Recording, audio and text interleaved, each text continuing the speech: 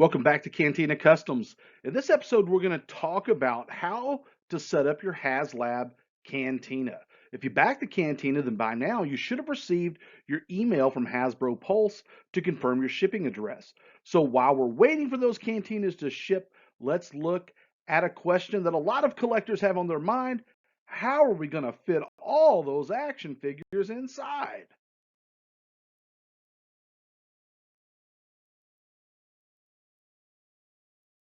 As mentioned in a previous video several years ago, maybe a decade ago, Pablo Hidalgo and Tom Spina hosted a panel discussion about the cantina in which they mentioned some websites that have attempted to map out where all the patrons are in the cantina. And while I don't think that they were talking about my old website exclusively, I can't help but think that they weren't referencing it because that's exactly what I did 20 years ago on the old Cantina Customs tripod website. I mapped out where every patron stood in the Elstree studio scenes. And I also tried to fit how the Rick Baker aliens from the LA reshoots would fit into the original Elstree Studios Cantina, which back then all I had to go off of was pausing a DVD a million or so times and a handful of behind the scenes photos. But honestly, as far as the Cantina design goes, I was pretty close to the actual blueprints. Now, Pablo Hidalgo stated in the Cantina panel discussion that it's impossible to map out where the patrons stand because they move around so much. And I disagree. I think it's very possible to map out where the Cantina patrons stand from a certain point of view. I mean, we're talking about setting up a diorama of action figures, and this is not Small Soldiers or Toy Story. It's not like your action figures are going to start moving around and coming to life. And if they do, then you've either have a magical cupboard or your house is possessed and you need to quickly move all the TVs outside.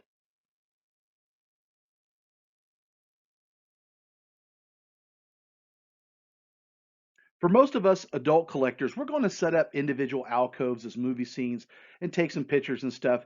But for the most part, for a permanent display, we're all probably going to set up the floor like the opening shot as Luke and the droids enter the cantina. Besides the movie, these four black and white behind the scenes photos are critical to understanding where to place your action figures. Now, understand some of these are behind the scenes photos and may not match exactly with the actual film. Now, think about how the black and white lost cut of the cantina scenes differ from the theatrical version. And I'll mention some of those as we go along. But these black and white photos help to fill in the gaps or give a better look at some of the patrons. And so looking back and zooming in, you can find these pictures all over the internet to get a better look at them. But I had this picture and this picture available 20 years ago. I believe that this picture and this picture came from the making of the Star Wars book. But you can see all of these patrons. You get a better look at some of the patrons back here in the corner. And so starting here on the left side, looking at the cantina, you got the top of this guy's head, and that is the infamous man behind a jar. And then you can kind of see the bushy hair, the taller guy. That's Ron Tar, one of the Carillion pirates, or a lot of people call him Jabba's goon. And you're making your way around, and you see this one eye right here. And it just from this view, it kind of reminds me of the puppet from the Steady Crafting YouTube channel. My name is your host, the Craft Man.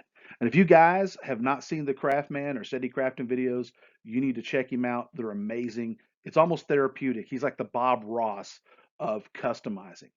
But you can also see the spacemen, Lisa Serlin. You got the Carillion star pilot here, Deb Nolly, a local farmer. We got kind of the same picture over here, but from a different angle. And you get all of these little guys back here in the alcoves. And this guy sitting here on this alcove, you can see uh, Regix, the Renat, the large rodent sitting down in a chair, and you got the two Jawas, you got the Colonel alien, you got another view of it over here. And then a few years ago, this picture surfaced, which reveals some of the people in the background a little better. So these pictures, along with the movie scenes, just pausing the movie, are critical to setting up your cantina.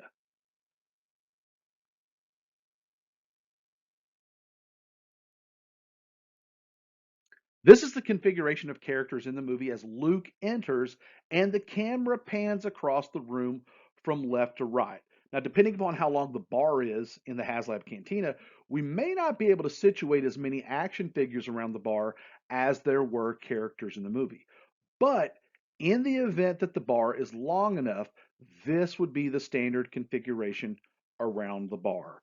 So we start way back here in the corner, letter A, and you see this guy at the top of his head. That is the man behind a jar, the infamous man behind a jar that you never get a clear view of his face. And I think that this was actor Fred Wood. You can check out some of my other videos where I go into greater detail of all the characters and actors in the cantina scene.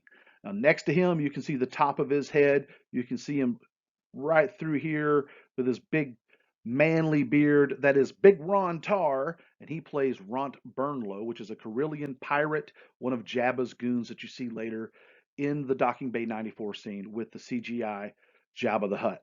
Now, next to him is typically some local ugly man, and usually in the behind the scenes pictures, you see Salo Gardner. Now, there's some differences in the Lost cut scenes where it's one of the Colonel aliens, Onel Elko, and Lisa Absurla, the weird girl, talking. But from the theatrical view, it is Salo Gardner's character, one of the local ugly men. Then we move along and we see them standing here. We've got the Tonica sisters, Bria and Cindy Tonica. We're getting action figures with the Haslab Cantina. As we move on a little closer, you see this guy with the black hair, and that is Eric Johnson. He is played by Francis Bazzoni, who also plays one of the Imperial dignitaries in Return of the Jedi. He's like a local farmer that is wearing a shirt that has kind of a double-breasted flap in the front. Reminds me of Han Solo's shirt when he comes out of the carbonite. Matter of fact, I think Bert from No Skills Customs actually made a custom figure of Eric Johnson using that action figure. The next to him is Damio Diamali. This is the Pablo Hidalgo name that has been given to Jeff Moon's character, the one that several of us mislabeled. Sorry about that, Jeff, as Little Aunt Beru. It's a little short person, and in some of the behind the scenes videos, he crosses his eyes. He's got a prosthetic nose, but this is Jeff Moon's character. Next to him is Yurka Mig, which is played by George Stock. You see in some of the photos that George Stock actually had a cigarette on set, so he's the only person that's actually smoking in the scene. Everybody else is fake smoking with their hookah pipes. And then notice there's kind of a space here. And I got this arrow because as the camera pans, there's no one between Yurka Mig and Saitor Kalfas, this Crocker alien here. But when it comes to the scene where Wooer turns around and says, "We don't serve their kind here," then you see Takil, one of the snaggletooth aliens, standing in between them. So just whether you have Takil here, Takil somewhere else, Takil's going to show up later on sitting at one of the tables over here. But anyway, you have Yurka Mig, then Takil, then Saitor Kalfas, which is one of the Crocker aliens, and the next to him is the Plutonian, the four-armed Plutonian Nabram Leeds, and then next to him is the Flash Gordon midget Rykar Rajerd, and of course we cannot forget Wooer the bartender.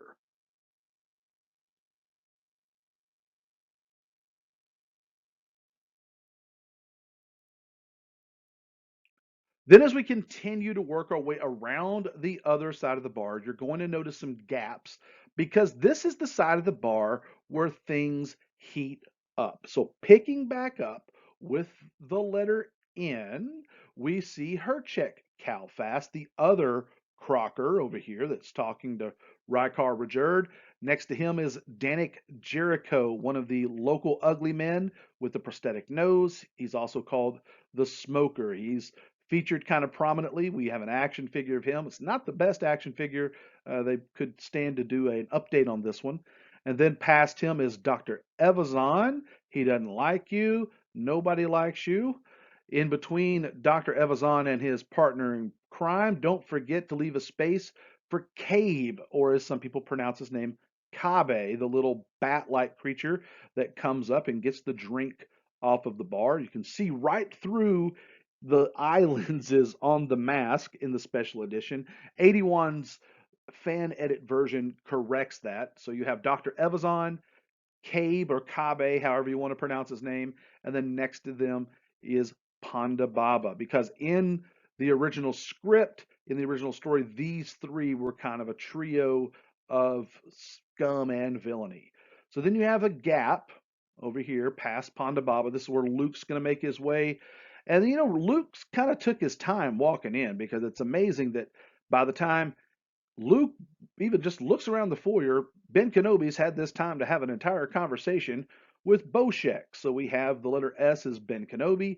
Next to him is Boshek, and depending upon how you want to set up your cantina, you can have Boshek at the bar, or you can have him walking away over toward this alcove over here. So Boshek was played by actor Basil Tomlin. The next to him is Chewbacca. In the letter V, we have a local ugly man who was played by Robert Davies. He has a nose prosthetic. It's possible that Robert Davies was sitting on a bench, or a bar stool, I should say. If you look at the other videos, I show a picture from a different angle coming out of this alcove, and you can see Robert Davies sitting on a bar stool, probably acting like a darn fool, and that's what he was doing that day. So next to Robert Davies in some scenes is Zutton, which is the uh, alien, the snaggletooth alien that's kind of missing some hair. He's got some thinning hair in the back, but as you can see right here, he is not at the bar in this photo, but in the movie still, he is at the bar. You can see him in one of these pictures. He's got the humpback over, he's standing behind him, but in the actual movie version, Zutton is standing at the bar, and next to Zutton is what Mark Hamill calls a cricket. That is Keedkak, the big tall grasshopper type alien. That rounds out all of the characters who are standing around the bar.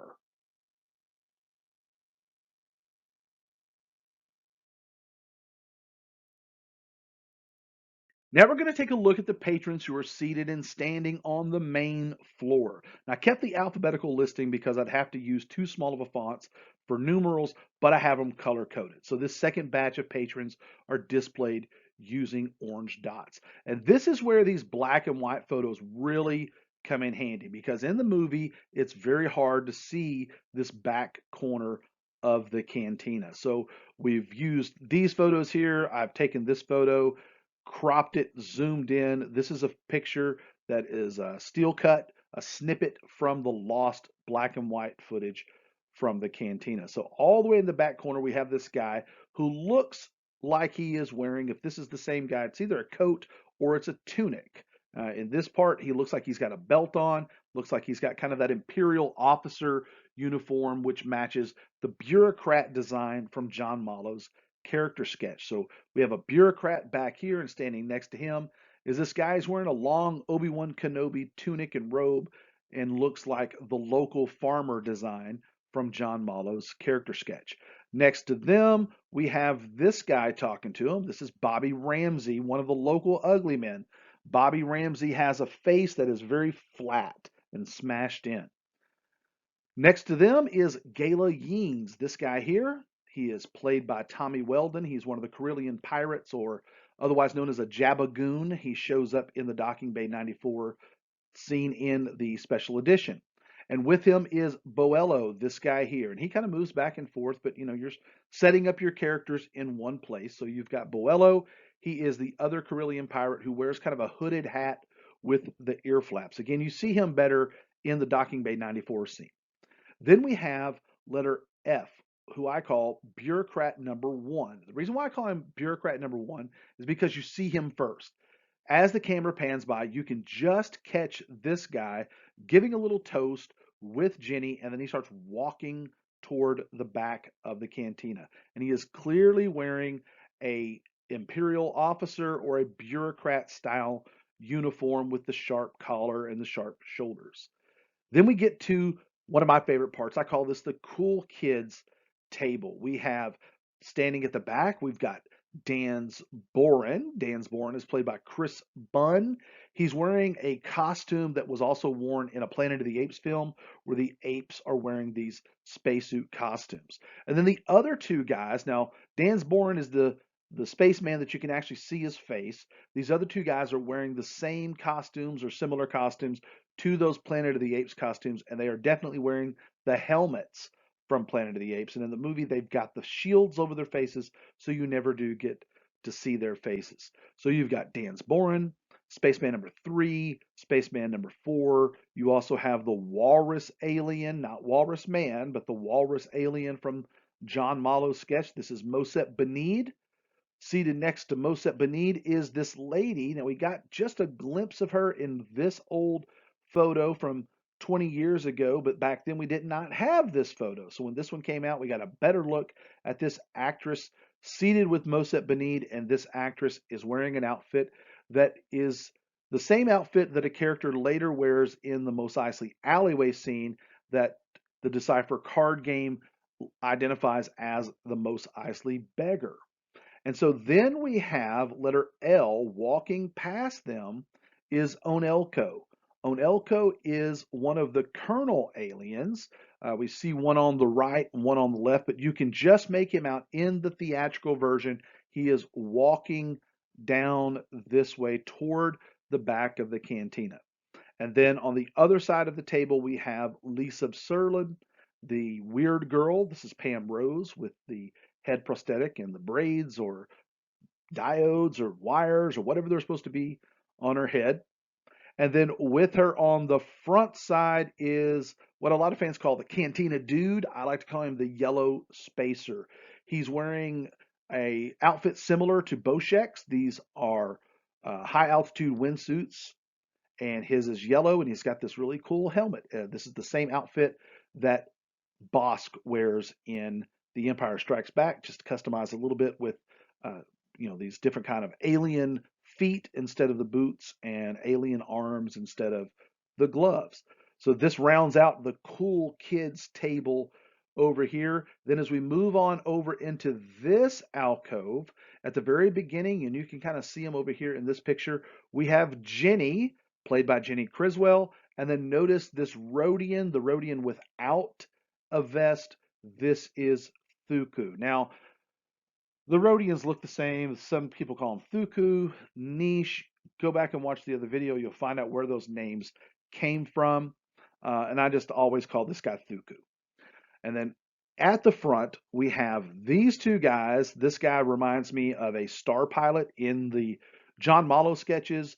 The way he's drawn a star pilot, it shows them wearing a jacket that's got the ribbed kind of after the design of the British race car jackets, and this guy's wearing one of those jackets. It's the same kind of jacket that Ponda Baba wears, Yurka Mig. It's the same kind of jacket that Luke wears in the ceremonial scene. It's a racing jacket that's got kind of these ribs down the arm. So this is the Carillion star pilot, and you can see him very quickly as the camera pans from left to right. But later on, when it shows Luke walking in, he's not there. It is Zutton. It's the snaggletooth with the receding hairline. The funny thing is in the scene where Han Solo is exiting the cantina, it's not this guy anymore, this farmer named Debnali, played by George Oliver. It is Mosep Benede with this white top knot, the walrus alien. So here we have on the left side of the cantina, Bureaucrat 2, a local farmer, the local ugly man, played by Bobby Ramsey, Gala Yeens, played by Tommy Weldon, Boello, he is the guy with the hooded hat and the ear flaps, Bureaucrat number 1, Dan's Boren, played by Chris Bunn, which also this outfit that Chris Bunn is wearing from Planet of the Apes is the same outfit that Ehlers Madak wears in the Rick Baker LA reshoots. We have Spaceman number 3, Spaceman number 4, Mosep Benede, the Mos Eisley beggar costume. We have On Elko, the Colonel, as he's listed in John Malo's character sketch, who walks past them. Lisa Surlib standing at the side over here, and then seated with them is the Yellow Spacer. Then in the next alcove, we have Jenny and Thuku standing or sitting outside of them is the Carillion pirate and Debnali, or you may choose to put Zutton, or you may choose to put Mosep Benede.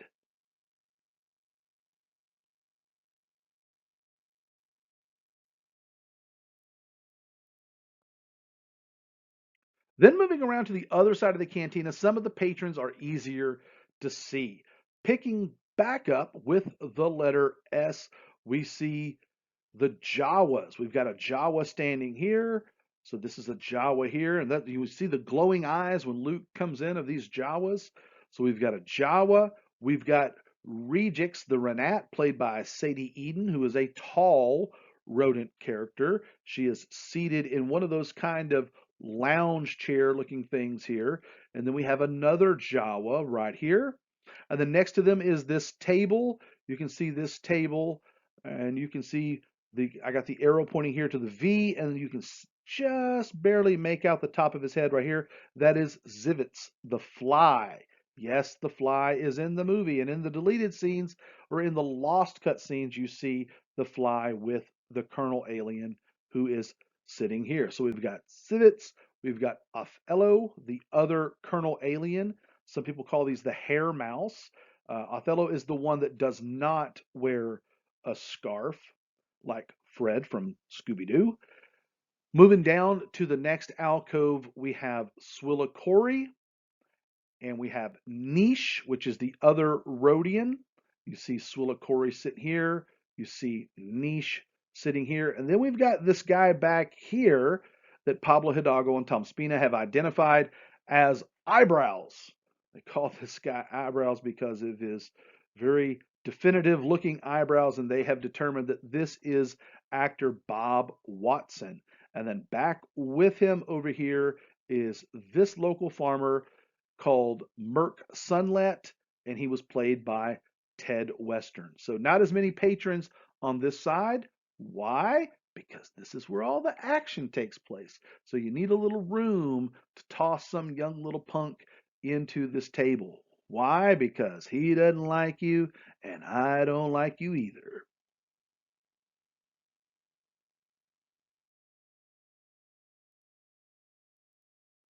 Next, we have to include the patrons from the Elstree studio that can be seen sitting in the alcoves. Yes, you can see some of the patrons sitting in the alcoves, but I'm not going to include the patrons sitting in the alcove between where Han sits and the foyer because you really can't see those three or four people that sit in there. And from the behind the scenes videos and photos, these were actually members of the film crew who just happened to show up in the background.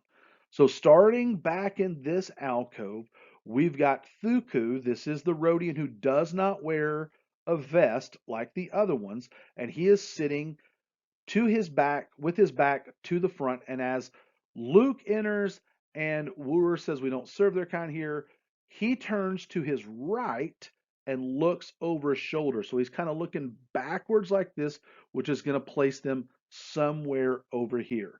And from the design set photos, we see, I talked about this in more detail in the other video, the longer table that's back here, the wall decorations match the studio design of back here. So this is the area where these guys are sitting. These are some of the same characters we've already seen around the bar, around the table, are sitting over here. So this is Thuku, Nabram Leeds, Dan's Boren, and then once again, the Yellow Spacer. And of course, moving to the next alcove, we can't forget Han Solo. So glad they changed the theatrical version from the Lost Cut, because in the Lost Cut, you're introduced to Han Solo a little earlier, and it's not quite as dramatic of an entrance where he's just kind of declaring who he is. It's kind of a mystery who this pirate is going to be. So we've got Han Solo sitting in this alcove, and then we move our way across to the other side, the right side of the cantina as you enter, and right here, pay attention to that arrow and those eyes. That is another Rhodian, and I believe this is Greedo. Since Greedo kind of approaches Han from across the cantina, I think Greedo's hanging out over in this side of the cantina. So sitting with Greedo or standing around Greedo is this guy who's got that distinctive collar and those sharp shoulder edges to his outfit, and I believe that this is another bureaucrat. His outfit looks very much like an imperial officer or a bureaucrat. So that's bureaucrat number three. Then we have these two local guys that we can see sitting in here, and in some picks, it may look like there's even a fourth person in there. So we've got Greedo, the bureaucrat, these two local guys, and then somewhere in this alcove, you've got to put Garuf Lefoe, who is played by Peter Diamond, the farmer who eventually steps out, stands about here, and after Ben Kenobi has sliced and diced Ponda Baba and Dr. Evazan, he then exits and go tattletales on Ben Kenobi to the stormtroopers. But he's not seen in the opening scene when Luke enters the cantina. So that's why this gap is here. So I'm going to say place Garuf Lefoe somewhere over here in this alcove. As we move along, you barely catch in the lost cut when Dr. Evazan slams Luke into the table. You can barely see this person in costume sitting right here, and that is actually Colin Skeeping, who was one of the stunt coordinators. But he did make it into the film. In some of the behind the scenes photos, you can see part of his face in the alcove. Then in this same alcove, so this is this alcove here, you've got Othello sitting over here with Civets the Fly, and then on the bench of this alcove, you've got this human, and you see these two aliens back here. Those two aliens are Wyosley and Tasca. Then next to them is this local that you get a close up when Luke is slammed into the table. He's sitting right there all surprised. He's balding on the top. And I think, based upon pictures of the actor, that this was Isaac Grand. So again, rounding out all of the patrons that we can see inside the alcove from the Elstree Studios scenes, we've got Thuku Nabram Leeds, Dansborin, the Yellow Spacer, of course, Han Solo. Then we've got Greedo, who's waiting over here. Now, honestly, most of us are probably going to set this up with Greedo facing off with Han, but just giving you clarification of where Greedo was in the scene. We've got Greedo here, another bureaucrat who is standing. We've got a couple of locals sitting over here, and then probably Garuf Lefoe, Peter Diamond's character, is standing off to the side. Then we've got Colin Skeeping. His character is sitting on this side of the alcove. Then we've got Wyosley, Tasca, and then this local farmer guy here with the balding hair, who I think could have been Isaac Grand.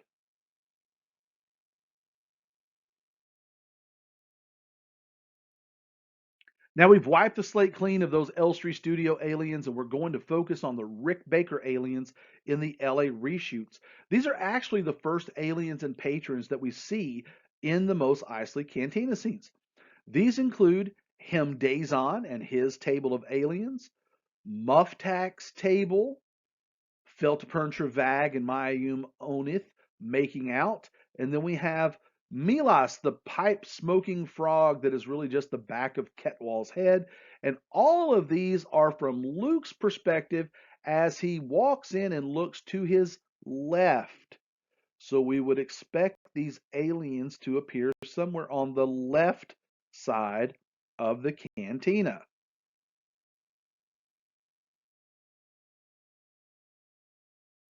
Then Luke walks over toward the right. And as he walks over toward the right, that's when we again see this scene of Thuku turning around, looking over his right shoulder to see Luke, which places this cast of characters in this alcove. Again, comparing the scene with the cantina design, the elongated table, the decorations, this is the alcove in which they were filmed in.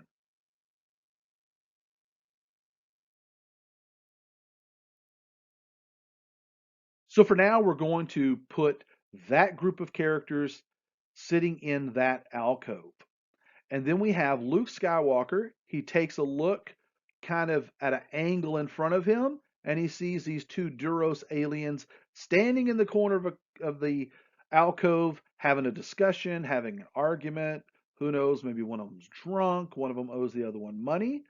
Then he looks directly behind him, and he sees Dice Ibegon, Ketwall, and Labria. Of course, in the original theatrical version, it was Dice Ibegon, Lac Sivrak, and Labria.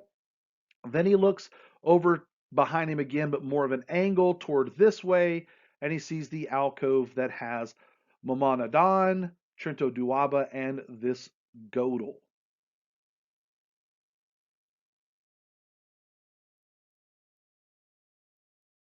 So I'm confident enough to identify the characters from the Rick Baker shoots as sitting in these alcoves as Dice Ibegon, Ketwall. We can even throw in Lax Sivrak, just put him kind of in the background. Depends on whether you like the original or whether you're going to do the special edition. And then behind them in this alcove would be Labria. Then over here in this alcove, we have a Godel. Someone has commented somewhere, they told me that they've given him a name. I'm sure they have. They give everybody a name in here. I don't know what the name of this character is, but he's a Godel alien. And then we have Momonadan and Trento Duaba.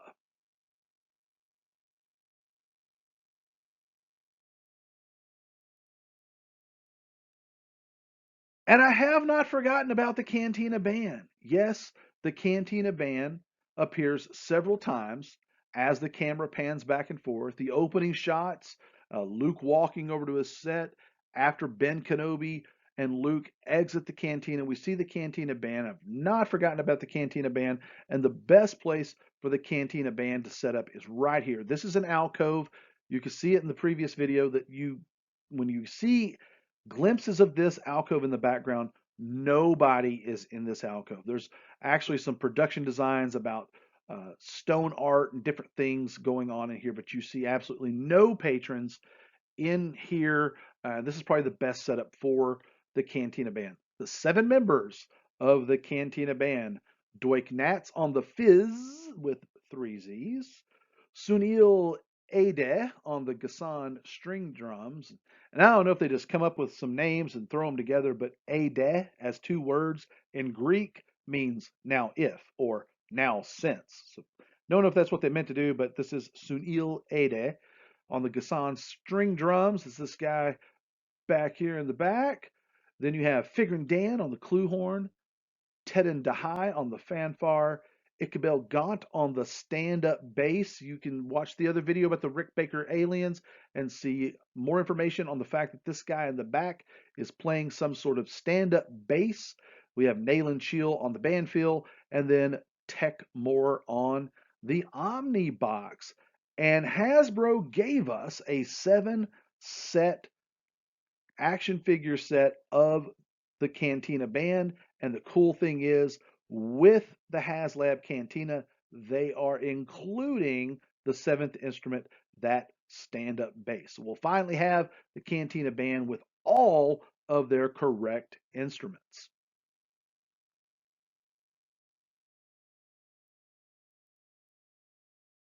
So now I have the Cantina band members situated in the back right alcove, which brings us to the Han versus Greedo scenes, where in the reshoots in LA, they added some aliens to the background, which places this table at the back of the cantina.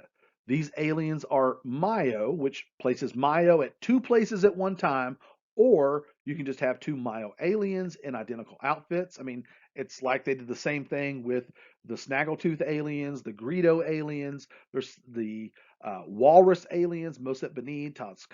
They're all wearing the same kind of outfits based upon whatever alien species they are. So you can have 2 Mayos. Seated with Mayo is a Duro alien wearing the gray racing jacket that Arliel Schaus also wore. And then in one instance, there's a Godel that wears a robe that walks by in the background.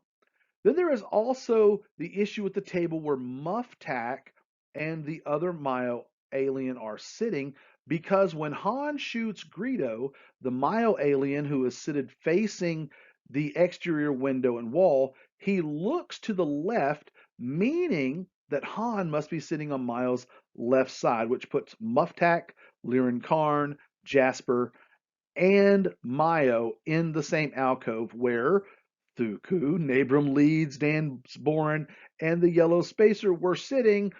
But for diorama purposes, this shouldn't be an issue, because besides for taking some photos, I bet most people set up their permanent diorama with all the spacemen standing at the table with Lisa Serlin. Nabram Leeds would then be standing at the bar, and then Thuku with Ginny and Han at that alcove.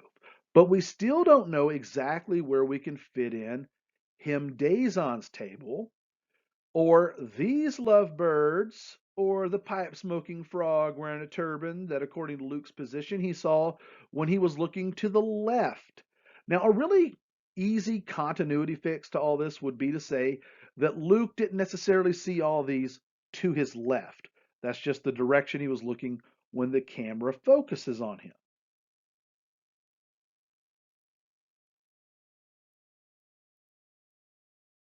And so if that's the case, we can put Feltapern Travag, Mayum Onith, and Ellis Hellrot in the very back alcove section.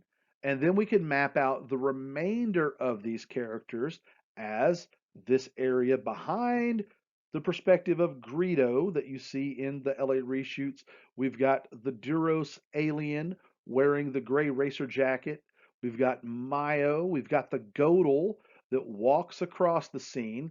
Then in this alcove next to Han, you've got Mayo, Jasper, Liren Karn, and Muftak.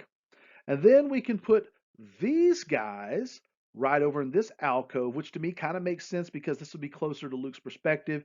You get that whole pop up in your face from him Dazon. And so in this alcove, we would have Pons Limbrick, Brakaner Bakiska, which I rather call Fu Manchu, Bom Vimden, Arliel Schaus, and of course, him Dazon.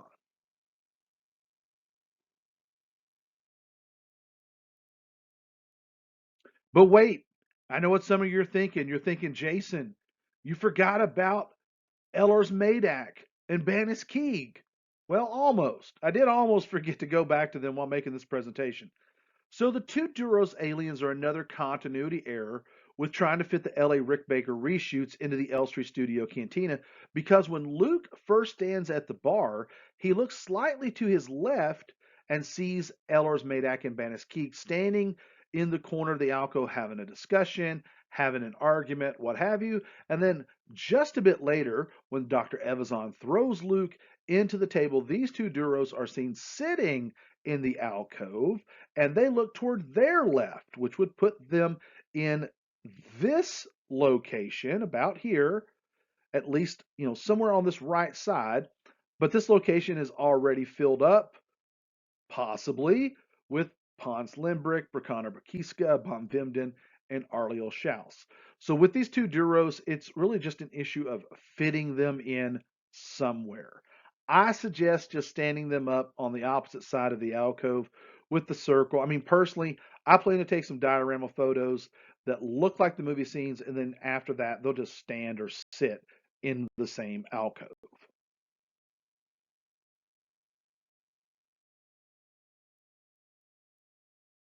Here's what a configuration looks like when you blend the Rick Baker reshoots into the Elstree Studio scenes. All of the blue circles are the patrons from the Elstree Studio scenes, and even with that, I didn't include the 3 or 4 that can barely be seen in the bottom right alcove on the slide, because those were probably just members of the film crew that happen to be seen as the camera pans and follows Han from his seat out the foyer. Anyway, the blue dots are the Elstree Studio actors, the orange dots are the Rick Baker aliens, the seafoam green dots are the Cantina band, and then the two dark green dots are Ellers Madak and Banis Keeg, just thrown in somewhere. And as you can see, if you're going for movie accuracy, and I'm doing movie accuracy in little air quotes, then you're going to have some overlapping of character placement and probably run out of room real quickly. So how you set up your action figures and which characters to set up may depend upon how much room you have to display the cantina.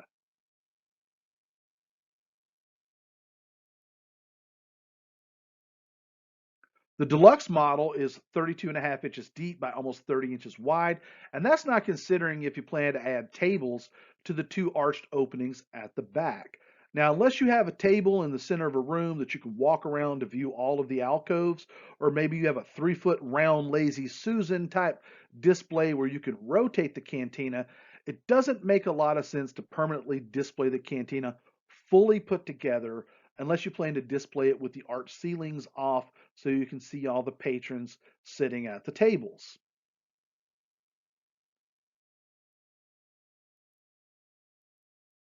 So here's what I plan on doing. I'm going to display the main floor as a separate piece with the Elstree Studio characters. This should make that display about 27 inches deep by 18 to 20 inches wide. This is going to be the guys sitting at the tables in the floor and all the patrons standing around the bar.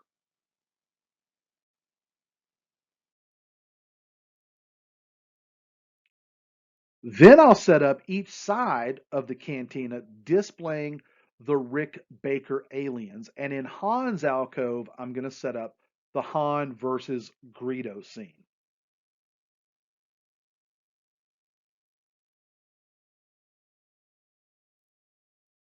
And then I'll probably display the entrance and the foyer as an exterior piece, which is more interesting to look at for me, in my opinion. You can put the Jawas sitting out the front. You can display a dewback off to the side. You can order one of those cool round uh, land speeders off of Etsy or eBay and put it at the side.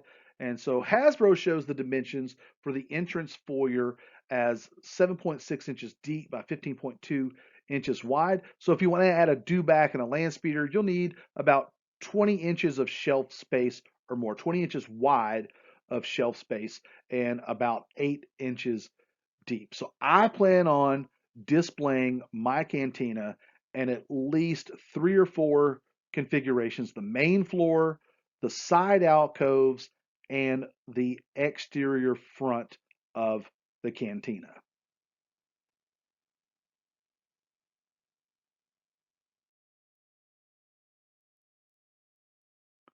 So that's it for this episode of Cantina Customs. I hope that I've helped you with how to set up your Haslab Cantina. You can go back, pause the video, take a look at each configuration with the letters, with the names, and figure out how best to set up your cantina. You may not even want to set it up according to a movie scene. You may want to change it up and do whatever you want. Like Bob Ross says, it's your world. You can do whatever you want. Hope to see all these cantina displays when they come out, because I know I'm going to be posting some pictures. If you like these videos, please hit the like, please hit subscribe so you'll be notified when new videos come out. Thank you for everyone for taking the time to watch this video.